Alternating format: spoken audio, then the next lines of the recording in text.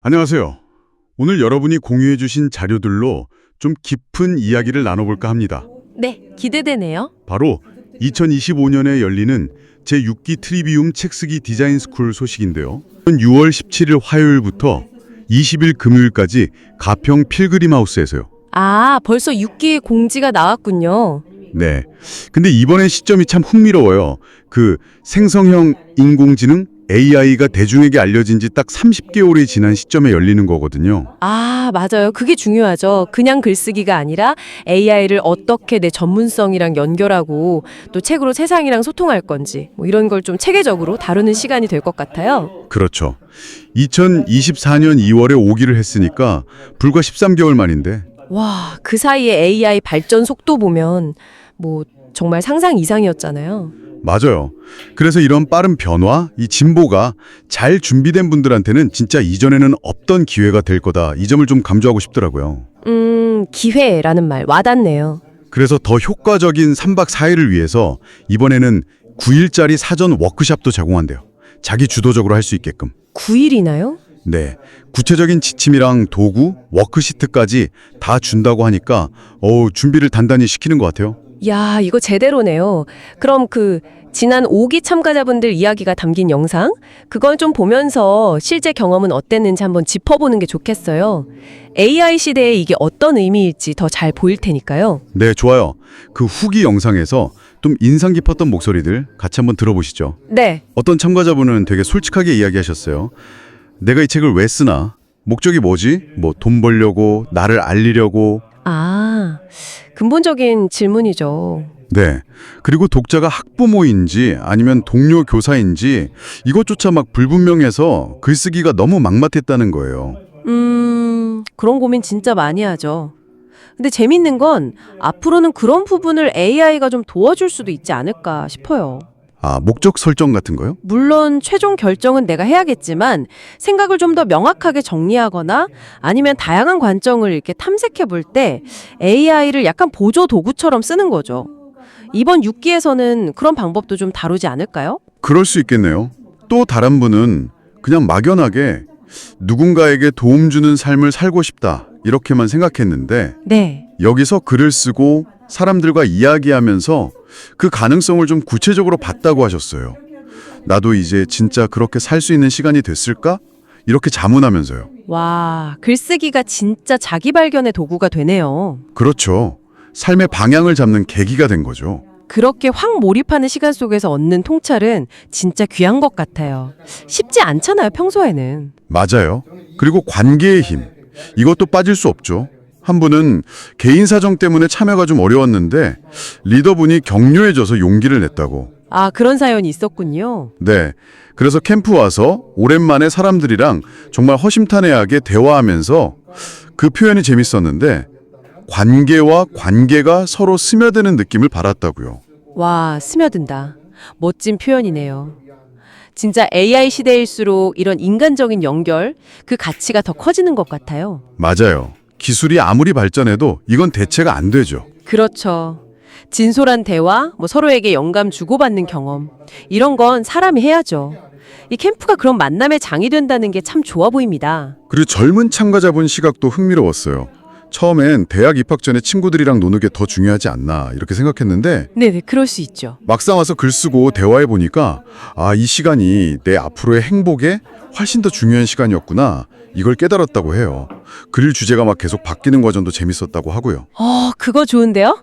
글쓰기가 무슨 딱딱한 숙제가 아니라 그냥 내 생각이 흘러가는 대로 따라가는 여정처럼 느껴졌다는 거잖아요. 네, 맞아요. 주제가 바뀐다는 건 생각이 그만큼 깊어지고 있다는 증거니까요.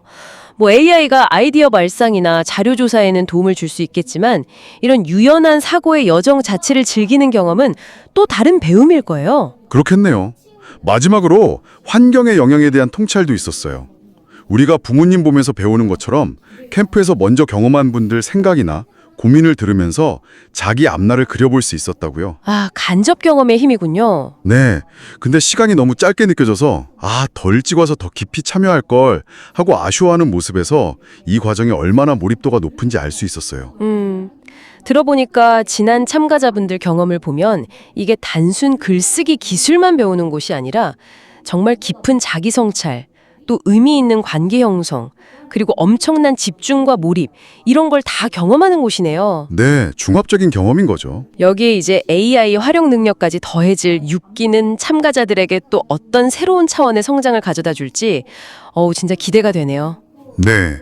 오늘 이렇게 자료들을 통해서 2025년 제6기 책쓰기 디자인 스쿨의 특징이랑 또 지난 과정의 그 생생한 분위기를 함께 느껴봤습니다. 자신의 생각이나 경험을 특히 이 AI라는 강력한 도구와 함께 한 권의 책으로 엮어보고 싶은 분들께는 정말 의미 있는 기회가 될 것 같습니다. 여기서 마지막으로 이런 질문 한번 던져보고 싶어요. 이렇게 며칠 동안 의도적으로 세상과 좀 거리를 두고 글쓰기에 완전히 몰입하는 경험, 특히 거기에 AI라는 새로운 변수까지 더해졌을 때 말이죠. 그 경험이 끝나고 일상으로 돌아왔을 때 여러분의 평소 생각의 틀이나 문제 해결 방식에는 과연 어떤 좀 근본적인 변화를 가져올 수 있을까요? 와, 생각해 볼 만한 질문이네요. 네, 각자 한번 곱씹어 볼 만한 지점인 것 같습니다. 제일 먼저 잠이 들고 일찍 일어나면 가족들이 남긴 흔적들을 적는다. 문득 나도 하루 세끼 밥을 해주고 청소를 해주는 아내가 있었으면 좋겠다는 생각을 합니다. 책을 쓰는 목적이 뭐지? 나를 알리기 위해서인가? 아니면 이걸로 뭔가 제2의 재테크를 위해서인가? 그게 정해지지 않으니까 책을 못 쓰겠는 거예요. 그러니까 대상도 확실하게 학부모인가? 아니면 나와 같은 교사인가? 그게 정해지지 않아서 책 쓰기가 더 어려웠던 것 같아요. 그런데 아니 그리고 안 갈 수 없는 상황도 많이 있었지만 그냥 그 근처에 그냥 밑바닥에는 가야 되나 어떻게 하지 그 생각이 많았는데 가야 되겠다라는 생각 이제 꾸준히 성실히 예전에 호노이 목사님께 제가 배우면서 나도 저렇게 누군가에게 좀 도움을 줄 수 있는 삶을 살 수 있을까? 그때는 아무것도 없었으니까 진짜 뭐 공부는 하고 전자계산학도 나오고 책도 안 읽고 글도 안 쓴 사람이 저런 삶을 살 수 있을까라고 했는데 막연하게 꿈을 글로 적어놨던 것이 제가 여기 와서 얼마나 도움이 되는지는 모르겠지만 나도 이제 그렇게 살 수 있는 시간이 됐을까? 막 이런 고민도 좀 했었고 그래서 정말 많이 배우고 느끼고 갑니다. 제가 생각만 하고 넘겼던 것들을 이제 고민해보고 그리고 또 어제 밤에 이제 어른들이 모르시는 그런 너무 좋았거든요. 저는 그걸 통해서 약간 좀 나에 대해서 좀 깊이 생각해봐야겠다는 생각이 들었습니다. 이 계기를 터닝 포인트 삼아서 내가 뭔가 하나님 앞에 준비되는 시간이 됐으면 좋겠다. 예, 근데 사모하는 마음 딱 이제 가지고 왔는데 이렇게 정말 좋았던 거는 그런 생각을 또 이제 품게 하는 것도 좋았지만 이게 관계와 관계가 이렇게 서로 스며드는 느낌이 참 많이 드는 거. 오랜만에 정말 이렇게 허심탄회하게 얘기하고 대화. 사실 저희가 캠프를 다 올 수 있는 상황이 아니었었거든요. 왜냐면 온유가 봄학기 방학이 정해지지 않은 상태였어서 이제 그럼 우리 다 같이 못 가면 그냥 남편만 가자. 왜냐면 아이를 혼자 방치하고 저희가 다 올 수 있는 상황이 아니어서 정말 오고 싶은데 못 오는 상황에서 이렇게 짜보고 저렇게 짜보고 할 때마다 목사님께서 계속 오셔야 됩니다. 남편한테 이렇게라도 오셔야 됩니다. 아니면 두 분만이라도 오셔야 됩니다. 계속 이끌어 주셔서 이 목사님의 리더십에 일단 먼저 감사드리고 이런 자리를 만들어 주신 게 너무 감사하고 또 왔는데 뭐 물론 장 목사님이랑 우리 사모님은 알지만 이렇게 또 우리 권 목사님 약간 저는 소망하지 않고 왜냐면 이제 저는 이 주 기간에 대학을 가기 전에 친구들을 만나려 했었거든요. 이제 대학 가고 하면 각자 이제 또 지방으로 가고 하니까 자주 못 만나는 친구들을 좀 만나고 하긴 했는데 여기 오고 나서 이런 생각이 든 게 그 친구들을 만나는 게 잠깐의 행복을 추구하기 위함이었다면 지금 여기서 이제 이렇게 제가 글 쓰고 대화 나누고 한 거는 앞으로의 행복을 위한 거였지 않았나. 그래서 더 가치가 있지 않았나 그런 생각이 들고 이제 목사님께서 강의해 주시고 또 글 쓰고 하면서 제가 이제 정말 고민이 많았거든요. 왜냐면 이제 저는 체계 안에 들어가는 게 처음이니까 학교라는 시스템 안에서 어떻게 공부를 해야 할지 그리고 글쓰기를 한 근데 이제 어른들께서 글을 쓰시다가 갑자기 이야기를 하시는데 이 책의 이야기의 주제가 책에서 가정으로 갔다가 가정에서 연애로 갔다가 네, 계속해서 바뀌더라고요. 굉장히 저는 굉장히 재밌었어요. 그래서 계속해서 글을 쓰고 그리고 어른들의 대화에 경청하면서 밤에는 아이들이랑 같이 놀았거든요.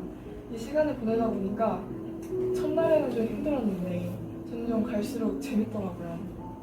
환경이 주는 영향에 대해서 되게 생각을 많이 하거든요. 근데 저는 엄마 아빠를 보면서 그냥 저한테 직접적인 어떠한 티칭을 해주신 것도 많지만 삶을 통해서 배우는 게 되게 많다고 생각을 하거든요. 그냥 이러한 길을 가는 것을 보면서 이러한 선택을 하는 걸 보면서 배우는 게 되게 많다고 생각을 하고 그 환경 안에서 내가 얻은 게 되게 많다라는 걸 느꼈었는데 이 캠프도 마찬가지였던 것 같아요. 그래서 목사님, 사모님, 작가님 이렇게 말씀하시는 걸 들으면서 저도 몇 번 참여를 하긴 했지만 조금 이렇게 경청을 많이 했었던 것 같아요. 근데 그렇게 들으면서 배우는 게 정말 많거든요. 이게 저보다 먼저 앞서 나가신 분들이 이러한 생각을 하고 또 그 안에는 공통된 그런 질문들이라던가 그런 고찰들이 담겨 있어서 그런 것들을 이렇게 곱씹으면서 나의 앞날에 대해서 생각을 해보는 시간이 돼서 되게 감사했었고 학교 숙제가 너무 많고 그리고 좀 입시 이런 것 때문에 책 읽고 글쓰기를 할 시간이 있나?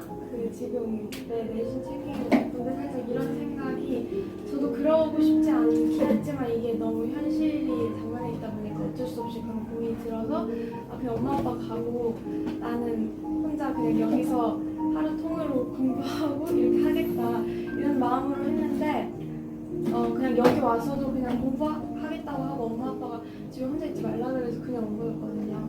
그래서 첫째 날, 둘째 날 계속 그냥 제 할 것만 했었잖아요.